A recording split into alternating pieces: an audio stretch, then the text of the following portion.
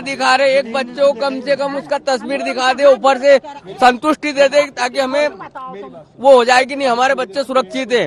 कम से कम कोई तो सजेशन दे। कोई रीजन नहीं आ रहा है, सरकार कुछ नहीं कर रही है, ना कोई कुछ कर रहा है, किसी का कोई भी वो नहीं है, बस सिवाय दवाओं के अलावा। का कोई बच्चा था यहाँ पे? हाँ, हमारे है 11 दिन को भर्ती। अच्छा, अंदर ही है? आसी में अभी पता चल पा रहा कहाँ है?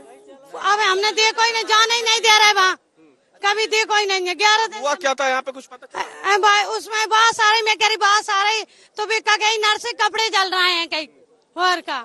हम जा रहे तो हमें धक्का दे के भगा दे। परसों के दिन मिलन दिया था बस। परसों? हाँ, जांच कराने बोलने को अक्सर आके अक्सर अच्छा, नहीं देखा क्या? बस वो तो मिला ही नहीं दिया साहब। तो कब पता चला यहाँ पे आग लग गई? अरे आग साहब, हम अंदर घुस रहे थे, ऐसा धुआं घुसत में मैडम ने धक्का दे बोल रही उसमें आग लग रही है, वो तो कपड़े में आग लग रही है। भारे भगा साहब। बच्ची है, 2 दिन की है। आपकी है जी। क्या बता रहे हैं अभी? अभी कुछ नहीं मिल रही, कुछ नहीं, जानकारी नहीं मिल रही है अंदर। रवीश पाल सिंह मेरे सहयोगी इस वक्त तमाम जानकारी के साथ जुड़ गए हैं। रवीश, इस देश की लचर मेडिकल व्यवस्था से हम सब वाकिफ हैं। ऐसे में एक अस्पताल में आग लगती है, जिन नवजातों के मां बाप वहां पर मौजूद थे, व्यवस्था का आलम ऐसा कि उन्हें यह तक नहीं मालूम था कि वे जिंदा बचे भी हैं नहीं।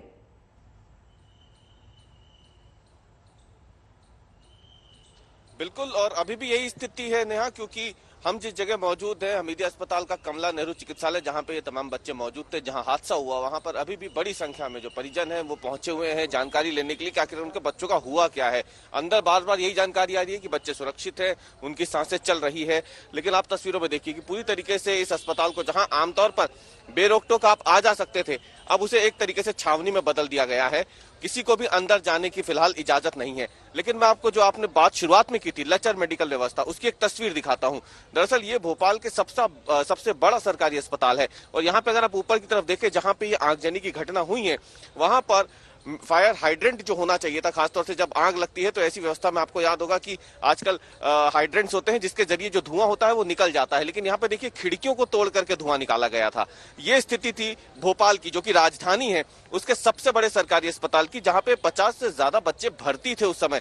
एसएनसीयू वार्ड की अगर हम बात करें तो उसमें 40 बच्चे भर्ती थे, और यही वो वार्ड है जहां पे आगजनी की घटना हुई थी। और ये टूटे हुए शीशे इस बात की गवाही दे रहे हैं कि जो लचर मेडिकल व्यवस्था है उसकी वजह से जो धुआं है वो समय पर निकल नहीं पाया जब आग लगी।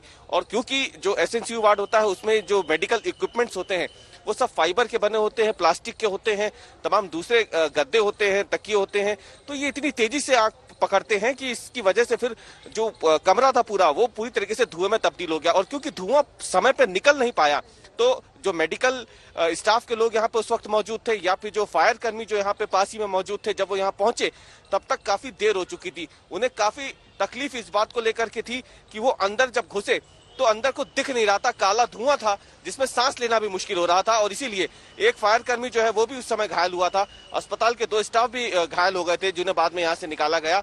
लेकिन 4 बच्चों की दुखद मौत के बाद अब इस पे जांच की बात जरूर हो रही है, लेकिन सवाल उठ रहा है कि आखिरकार मध्य प्रदेश की राजधानी जो है भोपाल, उसके इस सबसे बड़े सरकारी अस्पताल की स्थिति, और ये कोई पहली बार नहीं है, कुछ महीनों पहले ही आपको बता दें कि यहाँ पर इसी तरीके की एक और घटना इसी एसएनसीयू वार्ड में हो चुकी है।